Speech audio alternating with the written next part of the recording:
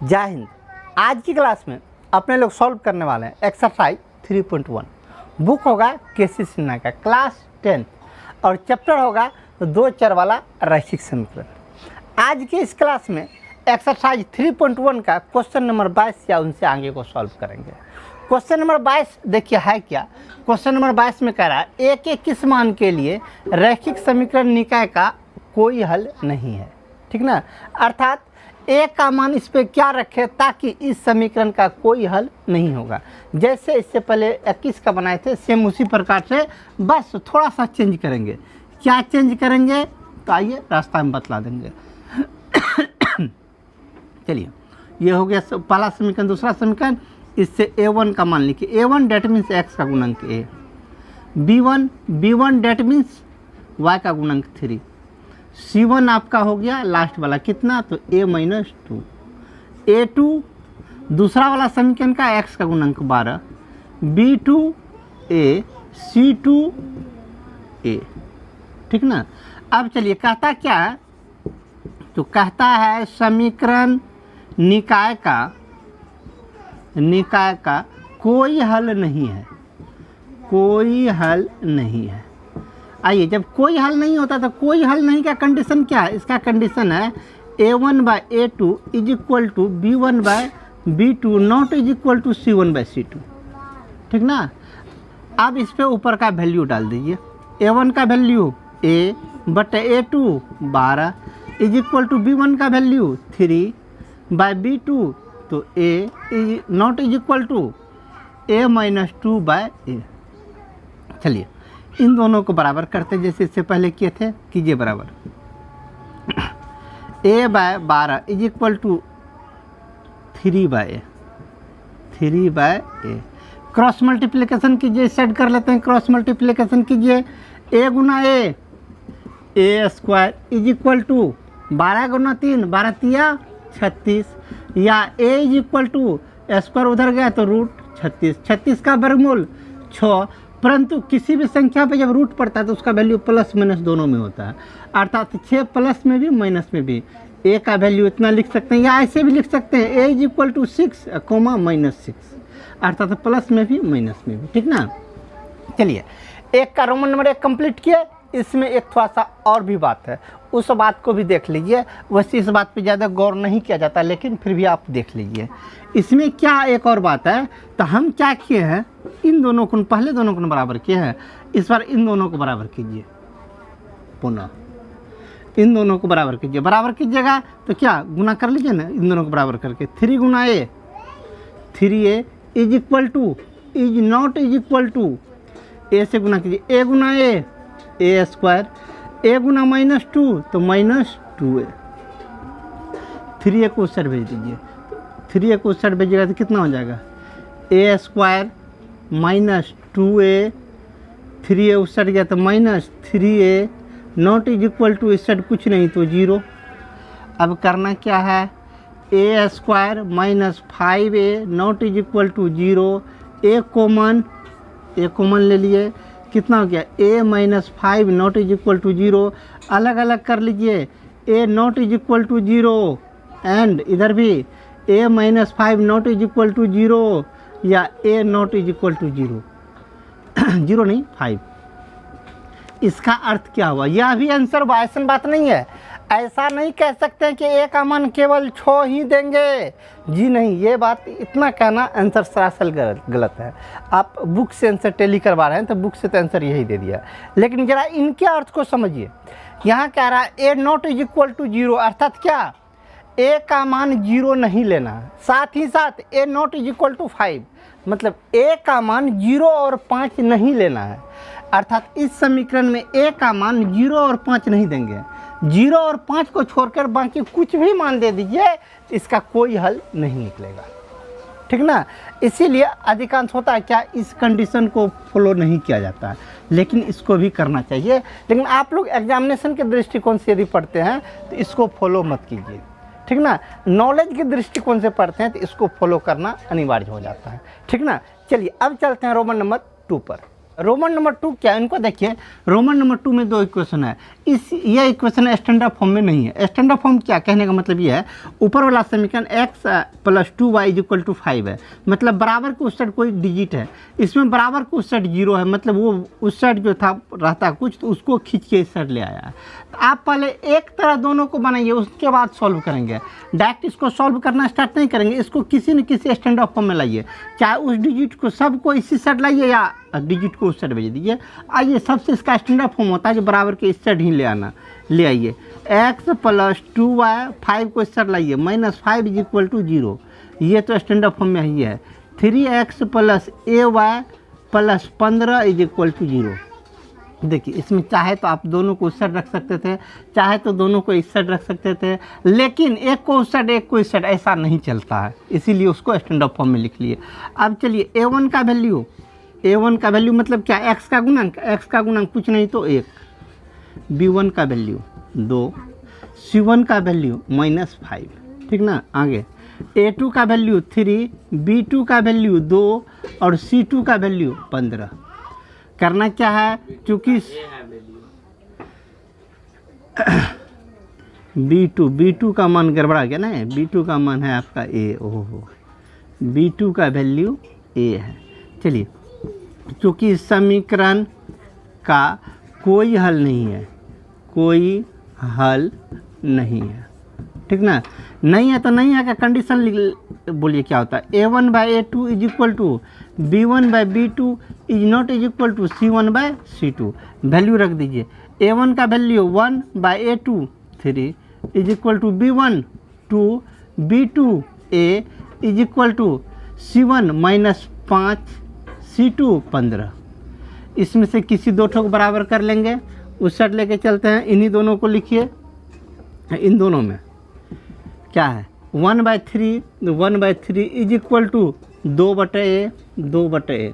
कोना कोनी गुना कर लीजिए। a × 1 a = 3 × 2 6, अर्थात a का वैल्यू 6, ठीक ना। चलिए, अर्थात क्या, a का मान यदि 6 रख देंगे तो समीकरण निकालेगा, कोई हल नहीं होगा, ठीक ना। चलिए, रोमन नंबर 2 कंप्लीट। अब चलते हैं इसी का रोमन नंबर 3 पर। रोमन नंबर 3 क्या है, रोमन नंबर 3 को देखिए। पहला समीकरण तो छोटके, दूसरा वाला बड़ा है। बड़ा हो या छोटा हो कोई दिक्कत नहीं है, दोनों एक ही फॉर्म में है, बराबर को उस साइड भी है, बराबर को उस साइड भी है, मतलब एक ही रूप में है। चलिए, इससे मान उतारिए। a1 का वैल्यू x का गुणांक 3, b1 का वैल्यू y का गुणांक कुछ नहीं तो 1, c1 का वैल्यू लास्ट वाला 1, a2 का वैल्यू x का गुणांक कितना 2a - 1, b2 का वैल्यू y का गुणांक a - 1 और c2 का वैल्यू लास्ट वाला डिजिट 2a + 1। अब क्या करना है, चूँकि समीकरण का कोई हल नहीं है, ठीक ना। समीकरण का कोई हल नहीं है तो कंडीशन बोलिए क्या हो जाएगा। कंडीशन हो जाएगा a1/a2 = b1/b2 ≠ c1/c2। मान डाल दीजिए। a1 का वैल्यू 3/a2 का वैल्यू 2a - 1 = b1 का वैल्यू 1, b2 का value a - 1 is not c1 का वैल्यू 1/2a - 1। अब क्या करना है, किसी एक को ही ना बराबर करना है, इन दोनों को ले लीजिए। किसको 3/2a - 1 = a/a - 1। क्रॉस मल्टीप्लिकेशन कीजिए, सेट कर रहे हैं, कीजिए। 3 × a 3a, 3 × -1 -3 = 1 से इसको पूरे गुना कीजिएगा तो सेम यही रह जाएगा, कितना 2a - 1 2a - 1। 3a यहाँ पे है, 2a को सेट लाइए, 3a - 2a तो खाली a = -1 है, 3 को सेट भेज दीजिए तो प्लस में 3, इसीलिए a = 3 में से 1 गया 2, अर्थात a का वैल्यू 2 हो गया, ठीक ना। आइए, रोमन नंबर 3 कंप्लीट। अब चलते हैं 22 का आखिरी क्वेश्चन रोमन नंबर 4 पर। रोमन नंबर 4 क्या है, इनको जरा गौर से देखिए। रोमन नंबर 4 जो है वही है। चलिए, इससे पहले सबका मान लिखना स्टार्ट करते हैं। सबसे पहले a1 = x का गुणांक कितना तो 3a + 1, b1 का वैल्यू y का गुणांक 3, c1 का वैल्यू लास्ट वाला डिजिट -2, a2 का वैल्यू x का गुणांक a² + 1, b2 का वैल्यू a - 2 और C2 का वैल्यू लास्ट वाला डिजिट -5, ठीक ना। सेम वही प्रोसेस दोहराएंगे। क्या समीकरण, चूँकि समीकरण का कोई हल नहीं है, कोई हल नहीं है, ठीक ना। समीकरण का कोई हल नहीं है तो इसका कंडीशन क्या होता है, A1/A2 is equal to B1/B2 और not is equal to C1/C2। मान बैठा दीजिए। A1 का value 3A + 1 by A2 A² + 1 is equal to B1 3 by B2 A-2 not is equal to C1 -2 C2 -5। Minus minus समाप्त कर दीजिए। अब करना क्या, अपने लोग को दो ठो लेके इक्वेशन बनाना है तो दो लेके इक्वेशन बनाइए, उधर कर लेते हैं। इन्हीं दोनों को लेना है, इन दोनों को लीजिए और क्रॉस मल्टीप्लिकेशन कोना कोनी गुना कर लीजिए, गुना कीजिए। इनको पहले इनसे गुना कर लीजिए। 3A Guna A 3A², 3A गुना -2 तो -6A, +1 गुना A तो प्लस में A, 1 गुना -2 तो माइनस में 2 इज इक्वल टू 3 से गुना करना है 3A² + 3, 3A² + 3, ठीक ना। अब देख लीजिए जरा गौर से, यहाँ भी 3A² है, यहाँ भी 3A² है। इनको इस साइड लाएंगे तो माइनस में आएगा, यही हम स्वाहा कर देते हैं, दोनों को स्वाहा हो गया। अब बोलिए कितना हो गया, -6A + A तो -5A इज इक्वल टू उस साइड 3 तो 3, 2 को उस साइड भेज दीजिए तो प्लस में 2, या A इज इक्वल टू 3 2 5 बटा A का कितना है यहाँ -5 तो -5 से भगा दे दीजिए, कितना हो गया -1। A का वैल्यू -1 हुआ। चलिए क्वेश्चन नंबर 22 में कुल मिला के 4 क्वेश्चन था, हमने चारों को सॉल्व किया। अब हम चलते हैं क्वेश्चन नंबर 23 पर। 23 का रोमन नंबर 1। 23 में पहले कहता है क्या क्वेश्चन, उनको देख लीजिए। 23 में कहता है C के किस मान के लिए निम्नलिखित रैखिक समीकरण निकाय का अपरिमित रूप से अनेक हल है। ठीक है, अनेक हल मतलब कंडीशन जितना कुछ है उतना ही करना है। सिर्फ कंडीशन जहाँ लिखते थे A1/A2 B1/B2 C1/C2 वहाँ कंडीशन दे देना है अनेक हल का, बाकी प्रोसेस सेम रहेगा। आइए करना स्टार्ट करते हैं। सबसे पहले हल, A1 का वैल्यू C, इसके बाद B1 का वैल्यू 3, इसके बाद C1 का वैल्यू कितना -C-3, A2 का वैल्यू 12, B2 का वैल्यू C और C2 का वैल्यू माइनस में C। चूँकि समीकरण का अनेक हल है, अनेक हल का कंडीशन क्या होता है, अनेक हल का कंडीशन होता है A1/A2 is equal to B1/B2 is equal to C1/C2, मतलब तीनों आपस में बराबर। A1/A2 is equal to B1/B2 is equal to C1/C2। अब सबका मान डालिए। A1 का वैल्यू C बटे A2 12, C बटे 12 is equal to 3/C is equal to minus minus हटाइए दीजिए C - 3/C। अब करना क्या है, किसी दो कंडीशन को फॉलो करना है, किसी भी इनको लेके इक्वेशन बनाना है, चाहे इन दोनों को लेके इक्वेशन बनाना है, किन्हीं दो को लेकर आप इक्वेशन बना सकते हैं। चलिए बनाना स्टार्ट करते हैं, इधर लिख लेते हैं। बोलिए क्या हो गया, किसी एक को लिखिए तो पहले सही। C बटे 12 is equal to 3/C, cross multiplication कोना कोनी गुना C गुना C C² is equal to 12 तिया 36, या C is equal to square उधर गया तो √36, 36 का वर्गमूल मतलब प्लस में भी माइनस में भी, किसी भी संख्या पे जब रूट पड़ता है तो उसका वैल्यू प्लस भी होता है माइनस भी होता है। तो बोलिए C इज इक्वल टू 36 का वर्गमूल 6, लेकिन प्लस माइनस दोनों में, या C इज इक्वल टू 6, -6। यही आपका आंसर हुआ। C को मतलब आंसर कंप्लीट किया। चलिए रोमन नंबर 1 कंप्लीट। अब चलते हैं इसी का रोमन नंबर 2 पर।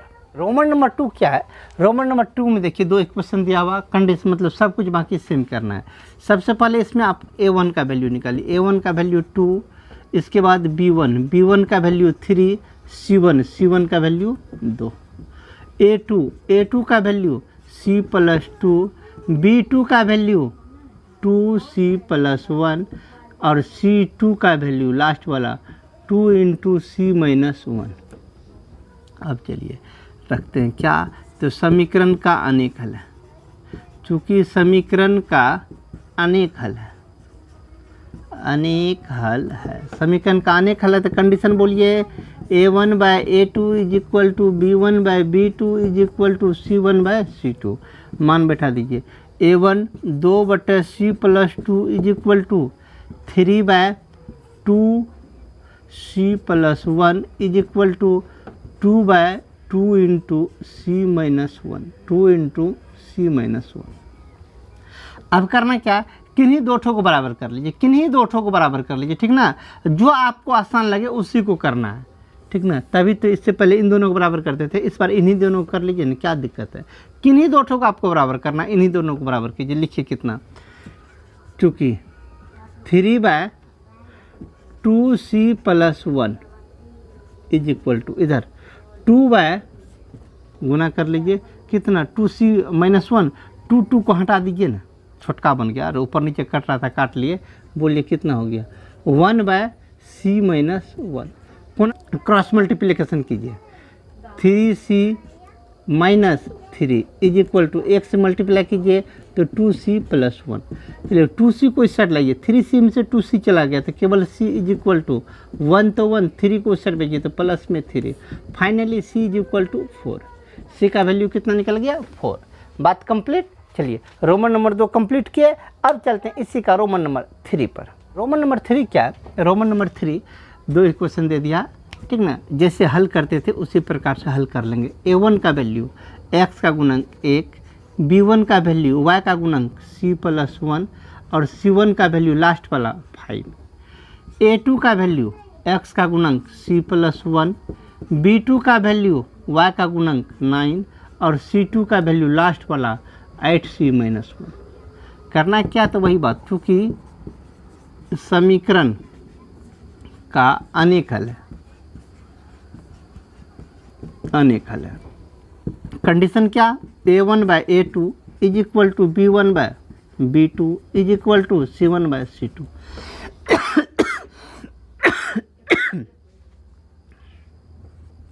चलिए अब सबका मान डाल दीजिए। a1 का value 1/c+1 is equal to b1 c+1/9 is equal to c1 5/8c-1।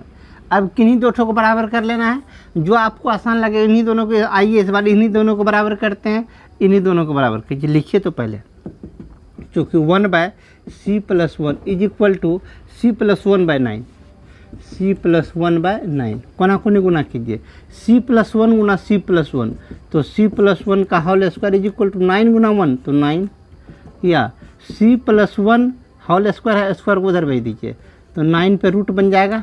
पहले से बतला रहे किसी भी संख्या पे जब रूट पड़ता है तो उसका वैल्यू प्लस में भी माइनस में भी दोनों में चलता है, ठीक ना। तो बोलिए कितना हो गया, c+1 इज इक्वल टू 9, 9 का वर्गमूल 3, प्लस में भी माइनस में भी। अब करना क्या है, तो c+1 इज इक्वल टू पहले प्लस में 3 ले लीजिए, इसके बाद फिर लिखिए c+1 is equal to minus में 3, या c इज इक्वल टू 1 को साइड भेज दीजिए, 3 - 1 इज इक्वल टू 2। इधर c इज इक्वल टू -3 है, या 1 को इधर भेजिए तो -1, या c इज इक्वल टू कितना -4, अर्थात c का इसमें डबल वैल्यू निकल गया, ठीक ना। तो आइए रोमन नंबर 3 कंप्लीट किया, अब चलते हैं इसी का रोमन नंबर 4 अर्थात क्वेश्चन नंबर 23 का आखिरी क्वेश्चन। रोमन नंबर 4 क्या है, रोमन नंबर 4 में दो इक्वेशन दिया हुआ, प्रोसेस सेम है। तो आइए प्रोसेस सेम है तो करना स्टार्ट करते हैं। a1 का वैल्यू c-1, b1 का वैल्यू -1, y का गुणांक माइनस है तो -1 और c1 का वैल्यू 5, a2 का वैल्यू c+1, b2 का वैल्यू 1 - c और c2 का वैल्यू 3c+1, ठीक ना। अब ये जो कंडीशन है उस कंडीशन को लिखते हैं, क्योंकि समीकरण का अनेक हल है, अनेक हल है। समीकरण का जब अनेक हल होता है तो कंडीशन क्या, a1/a2 is equal to b1/b2 is equal to c1/c2। Value डाल दीजिए, a1 का value c-1/c+1 is equal to इधर -1/1 - c इज इक्वल टू इधर 5/3c+1।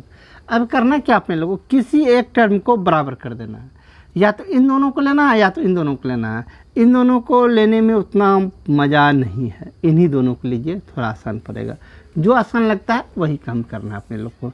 कीजिए -1/1 minus c is equal to, इधर कितना 5/3c प्लस 1।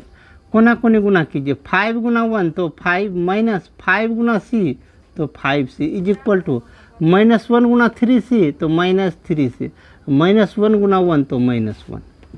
चलिए 3c को उठा के इस साइड लाइए, 5 को उठा के उस साइड ले जाइए। इधर पहले से कितना -5c है, 3c तो plus 3c is equal to -1 तो -1, 5 उस साइड गया तो माइनस में 5 माइनस कर दिया, -5c प्लस 3c तो -2c इज इक्वल टू -6, या c इज इक्वल टू -6/-2, काट के कितना हो गया 3, c का वैल्यू 3। आइए रोमन नंबर 23 कंप्लीट किए। अब चलते हैं क्वेश्चन नंबर 24 पर। 24 में क्वेश्चन कहता है क्या, इनको देखिए। कहता है इस रैखिक समीकरण निकाय का ग्राफीय विधि से हल करें, साथ ही साथ y अक्ष तथा दोनों आलेख के द्वारा बने त्रिभुज के तीनों शीर्ष का निर्देशांक ज्ञात करें। ठीक ना, तो सबसे पहले इसका आलेख खींचते हैं। आलेख कैसे खींचते हैं, जैसे इससे पहले कहते थे। ये हो गया आपका इक्वेशन फर्स्ट, ये हो गया आपका इक्वेशन सेकेंड। सबसे पहले इक्वेशन फर्स्ट से, इससे पहले तो बहुत सारा आलेख खींचे, इससे पहले जैसे खींचते थे सेम प्रोसेस से खींचेंगे। ठीक ना, आइए सबसे पहले इक्वेशन एक से। इक्वेशन एक क्या है, 4x minus 5y minus 20 is equal to 0। 4x को रहने दीजिए, बाकी सबको उधर भेजिए। 5y उस साइड गया तो प्लस में 5y, 20 उस साइड तो प्लस में 20, या x is equal to 5y plus 20/4। अब कॉलम बना लीजिए, जैसे कॉलम बनाते थे सेम प्रोसेस से कॉलम बनाएंगे। ठीक ना, एक्स वाई सबसे पहले 0 रख के ट्राई कीजिए। किसका वैल्यू 0, वाई का वैल्यू 0। वाई को 0 कीजिए, 0 गुना 5 0, बचा कितना 20, 20 में 4 से भगा दीजिए 5, 4 से भगा दिए हैं, यहाँ 0 रखे थे, 4 से भगा दिए तो 4 बढ़ जाइए 4। अब 4 रख के वाई का वैल्यू 4 रख के ट्राई कीजिए।